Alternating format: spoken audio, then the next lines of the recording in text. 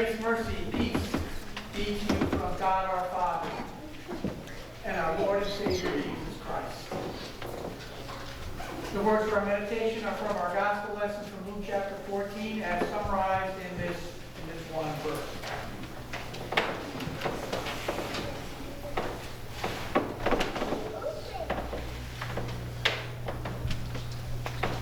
For all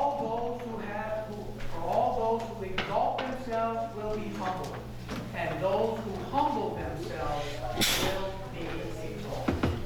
This is table manners.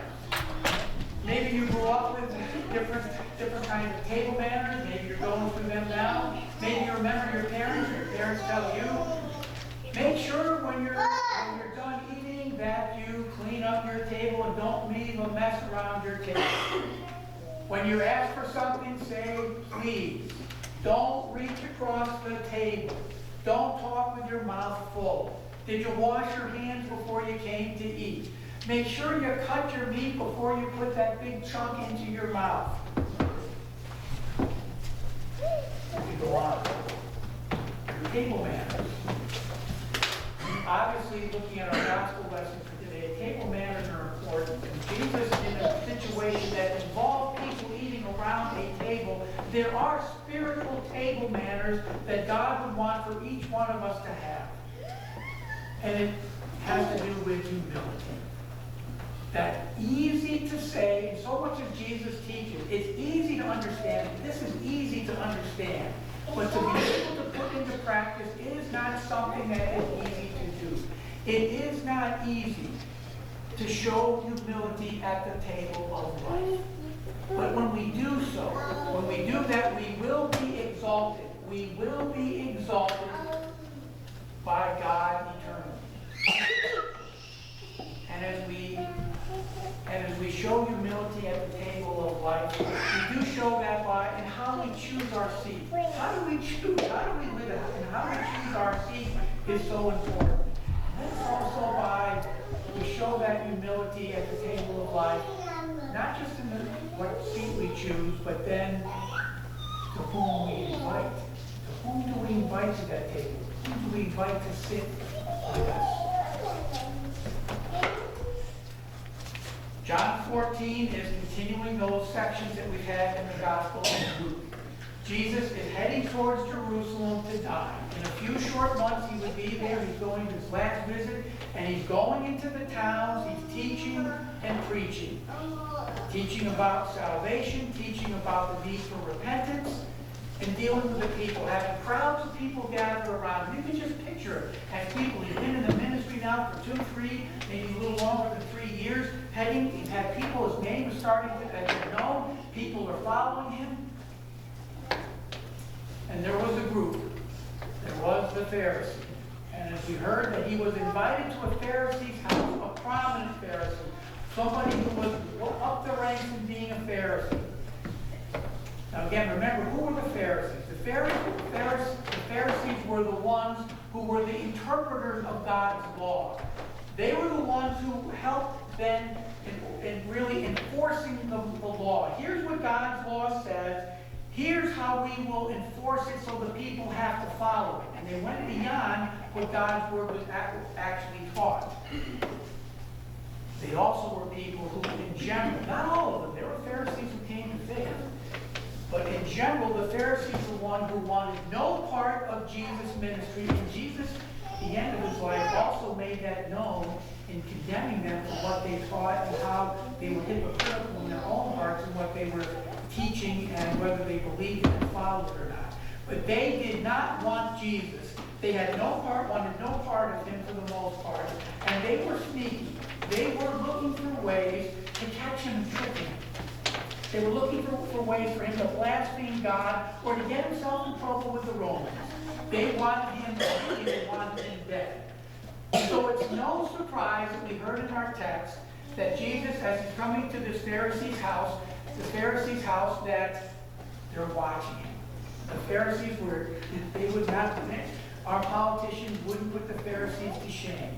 They're looking for dirt. They were good at getting dirt on people. If you just take a minute, let's see what Jesus is going to do or say. So as Jesus then, as he's watching all this banquet, this wedding banquet and this feast, as he's watching these things, he's going to tell, you either call it one or two parables. But the summary, as we just read, the summary of all those things was when Jesus said, for all those who exalt themselves will be humbled, and those who humble themselves will be exalted. If we come to God's table, if we come humble to his table, we will be exalted by God. Now what does that mean? To be humble before God. Humility before God, and Jesus in his teachings, even in Luke, there's two kinds of humility. One is humility towards each other, and that's part of this text. But the other part, which Jesus summarizes here, and really he'll continue on in some of his teachings, is to teach that, Lord, I need to be humble before you. I need to recognize that I am a sinner. And then, Lord, well, I will be exalted. You will take me to heaven if I rely on you. If we are not humble before God, if we think we deserve anything to get into heaven, we're taking away from God and his gift. We're taking away from Jesus Christ. And so the answer isn't to be able to say, in what Jesus is teaching, hey, Lord, I'm a pretty humble guy. I think I've got everything ironed out here, and you know, I really do. When I go to banquets and when I do things, I don't put myself up front. When I'm in a group of people, I'm pretty good. I keep myself under wraps. I'm pretty good. People would say that. Maybe they don't, and that's something for us to look at. Jesus, you should let me look, I really do understand some of these things about humility, and I'm really not all that bad of a guy. Here, take this text. It's talking about being humble. If I'm really humble before people, if I'm that kind of guy, then I know that I'm going to be going to heaven. My relationship with you is right. Again, that's not at all what Jesus is saying. He's saying, again, what he would say in a few short months, weeks, he would give that parable, you remember, of the Pharisee and the tax collector. And we remember what that Pharisee and the tax collector was. The Pharisee said, oh, Lord, I'm okay. I'm not like these other people. I do good things. I stay away from the bad. And Jesus started out that parable by saying, he's speaking this parable to those who seek to justify themselves before God, to make themselves look good. And you remember what the tax collector, what his response was. He didn't even want to look up at the heaven. He didn't want to look to heaven, but he beat his breast and said, God, have mercy on me, a sinner. And Jesus said, who's the one that went home justified? It's that tax collector. And so it begins again. When we look at this for just a few moments in humility, and when we're able to say, Lord, that I really want to show humility at the table, at the table of spiritual humility, it begins again with the recognition, Lord, as we have confessed today, there is not one of us here that can say that even taking the first 3 commandments, you telling me that we really fear, love, and trust in God above all things, all the time?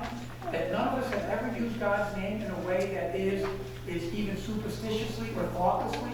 That any one of us haven't used God, that I've used your name in a good way? Have I thanked God for everything that's happened in my life in the way that I should be?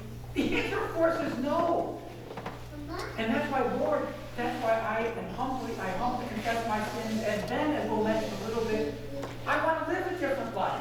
I want to follow up with those things. I want to follow you in a different way. But by humility, I am going to be exalted, Lord. I am going to heaven again, because in humility, I am confident of what Jesus did on the cross. And it's all a gift. Now, if that's understood, and I would hope that we all could stay here and say, yep, that's what the Bible teaches. My salvation is a humble. I am not going to exalt myself at all for my salvation. Now, you try putting these things into practice, the rest of what Jesus is talking about in humility, as he goes into speaking about this parable, and being able to say, Lord, let me look at this. Let me look at what humility is all about. When he noticed how the guests picked the places of honor at the table, he told them this parable. When someone invites you to a wedding feast, do not take the place of honor, for a person more distinguished than you may have been invited. If so, the host who invited both you will come and say to you, give this person your seat. Then humiliated, you will have to take the least important seat place. But when you are invited, take the lowest place, so that when your host comes, he will say to you, friend, move up to a better place.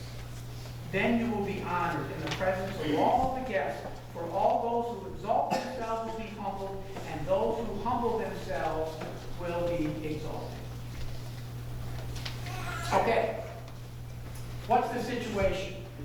The situation is, in Jesus' days, when you had a feast, a festival, some formal occasion, you would have probably even Jesus, when you had the Lord's Supper, maybe you're familiar with this, they would eat in a different way than we did. We would sit at a table with chairs and things. They would have couches, dining couches, and they would be in the shape of a U.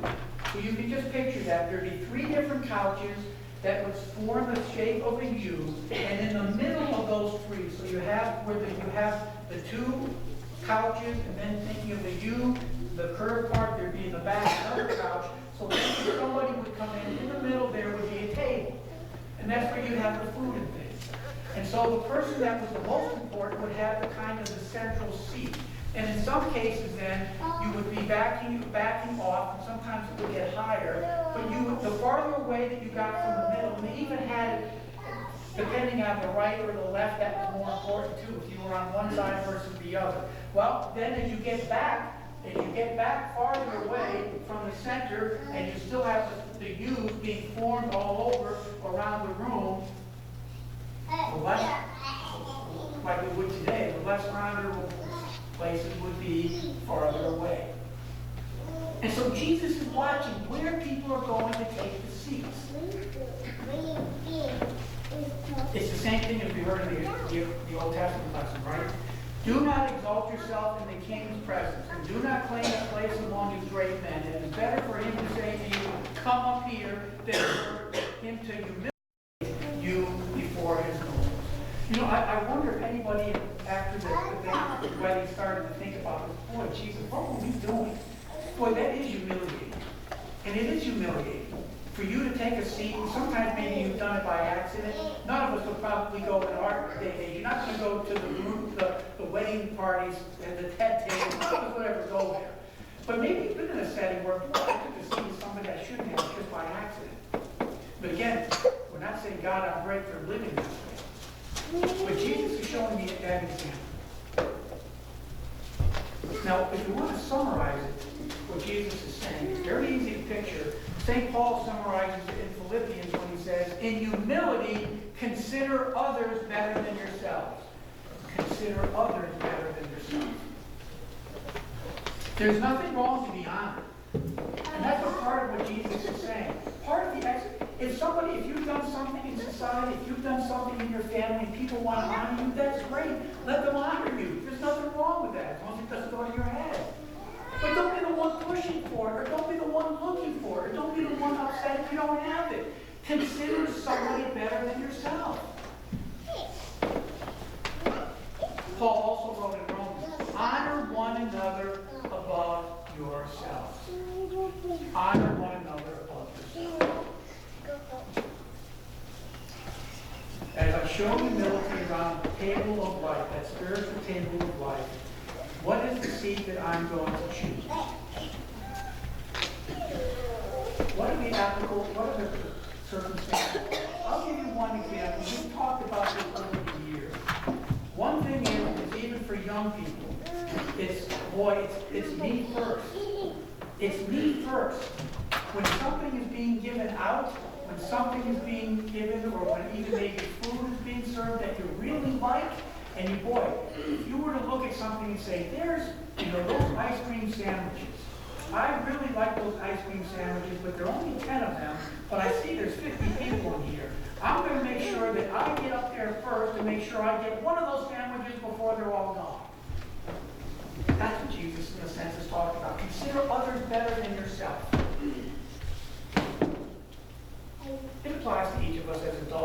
even for young people too, teenagers.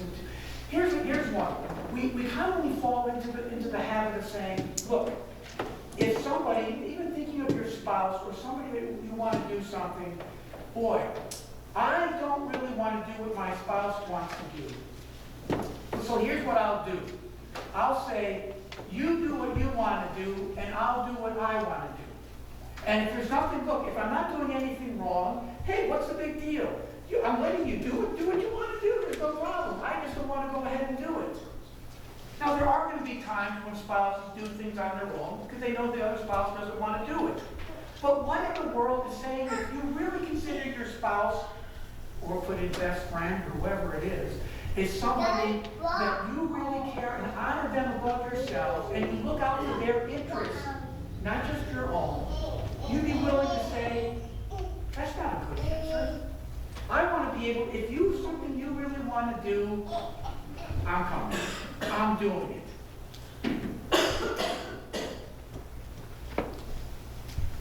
Do we do that? How about when we want opinions? It's the same thing. It's looking for opinions. We all struggle with that. But if you really consider honor somebody else above ourselves, we don't look at our opinions as being, especially if they're opinions, not based on God's word, and saying if God's word says it, then there's no budging.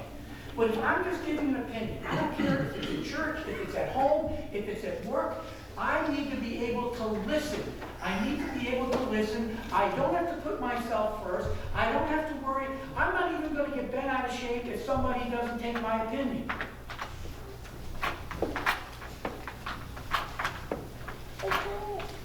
Say we're passed over at work, or somebody gets credit for something that we do. Should we investigate? Yeah, we can ask questions, but I'm not going to get bent out of shape about it. If it happens, Lord, it's there, but I'm going to do it in a way that is humble. I'm going to look at the circumstances, and I'm going to be different. Same thing would be, somebody asks you to do something. No, I'm not going to change the way I'm doing it. This is what you're thinking. This is the way I've always done it, and I'm not going to change because the way that I'm doing it is the best way. Maybe it's deferring to somebody else. Maybe it's being able to say, no,